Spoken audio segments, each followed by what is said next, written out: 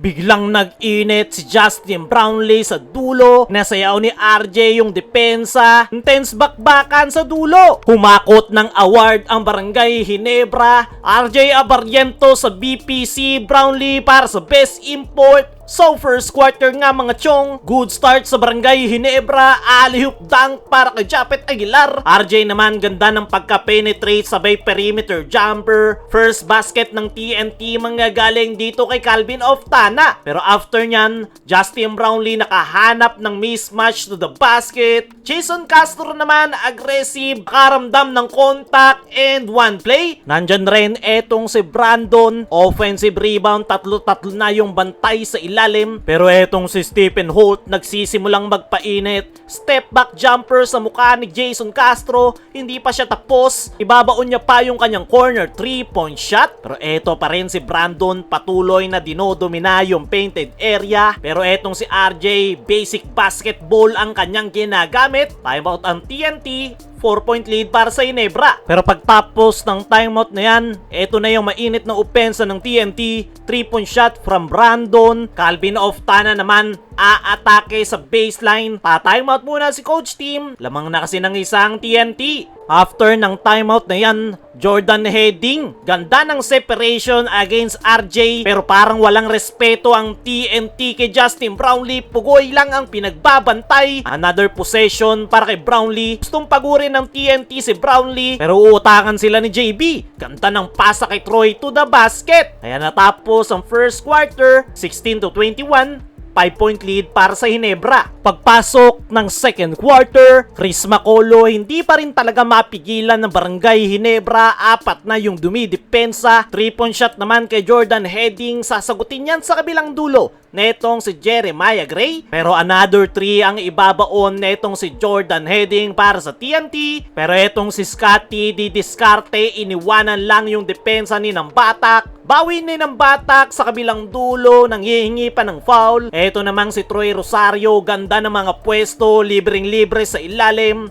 Justin Brownlee, ipapagpag lang yung kanyang depensa, easy basket. Pero mainit etong si Jordan heading sa kanyang long 2. Justin Brownlee pa rin, papalit-palit yung depensa, pero pinapagpag lang yan ni Noipy. Brownlee pa rin, this time ganda ng pasa kay Troy sa loob ng painted area. Jordan heading pa rin, grabe! Ganda ng gising ngayong game 4, timeout ang Ginebra. Baba na lang sa isang kanilang kalamangan. After that timeout, Chris Macolo, apat na yung depensa pero di pa rin talaga mapigilan. Sa kabilang dulo, tatakbuhan siya ni RJ Abarientos. Pero etong si Jordan heading, mainit na, another 3 ang ibabaon. Sa kabilang dulo, Justin Brownlee, same move pa rin ang pinapakita, easy basket. Pero eto na naman si Jordan heading for another 3. RJ Abarientos ang sasagot sa kanya sa kabilang dulo. Proud na proud yung kanyang asawa. Pinasayaw niya pa si Ray ng Batak. Timeout ang TNT, 2-point lead para sa Ginebra. Nards Pinto, kakapasok lang. Ganda ng depensa, nakapuwersa ng offensive foul kay RR Pugoy. Sabay atake sa kabilang dulo, easy basket para kay Pinto. Kaso ang TNT mainit pa rin, Jason Castro for 3. Pakikipagpalitan sa kanya etong si RJ Abarientos. Sa kabilang dulo, another 3 para kay Jason Castro. Pero tying seconds, RJ Abarientos, another 3 sa mukha ni Brandon. Kaya natapos ang first half,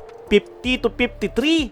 3-point lead para sa Barangay Ginebra. Leading scorer si heading with 18. RJ naman para sa Ginebra. Hakot talaga ng award ang Ginebra. Pasok si Scotty sa 5,000 point club. Pagpasok ng third quarter, aggressive Scotty ang ating nakita. Pinalya si Oftana sa ilalim, pero babawi ng layup sa kabilang dulo si Jason Castro. Nakapagkulitan naman sa bench si RJ matapos niyang isave yung bola. Sa kabilang dulo, Japet Aguilar and one play, pero 3 points ang isasagot sa kanya netong si RR Pugoy. Andyan pa etong si Jason Castro, grabe yung bilis to the basket. Etong si RJ ang sasagot sa kanya, step back jumper. Japet Aguilar, haba ng wingspan, ginamitan na ng hook shot. Tuluyan na ngang nakalamang ang TNT matapos yung atake na yan ni Chris McCullough. At netong si Jordan Heading, ta-timeout muna ang Ginebra, 3-point lead para sa TNT. After that timeout, Henry Galinato libreng-libre sa ilalim. Pagdating sa Ginebra, tutukan ng mga tira at free throws, hindi pumapasok, napapakamot na lang si Coach Tim Cone. Magic bunot, Nards Pinto, aggressive layup to the basket. Kaso itong si Jordan Heading, this time dadaanin sa ilalim, sabay tres. Etong si Calvin Oftana,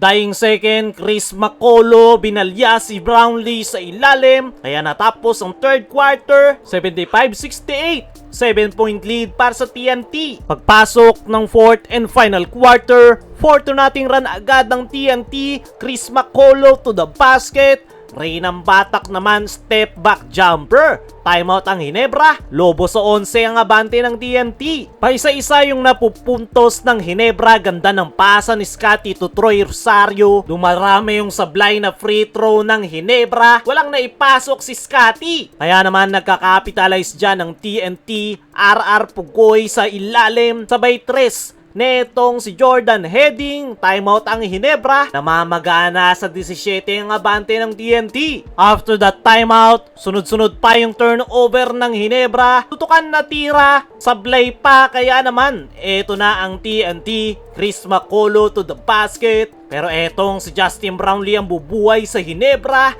Matapos yung kanyang 4-point shot, nandyan din si Abyss for 3. Another 4 ang ibabaon ni Justin Brownlee. Timeout ang TNT. 12 ang hinahabol ng Ginebra. Grabe intense ng laro ng dalawang kupunan. Parehong ayaw magpatalo.